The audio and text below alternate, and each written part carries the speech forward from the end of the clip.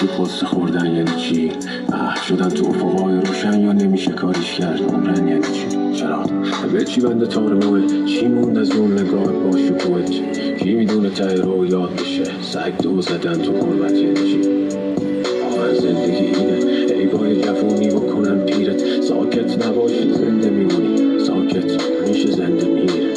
این شبادای بارون یعنی چی؟ ای گریه های آروم یعنی چی؟ واقعا این همه تبعیض یعنی چی؟ قبیله عاشق پاییز یعنی چی؟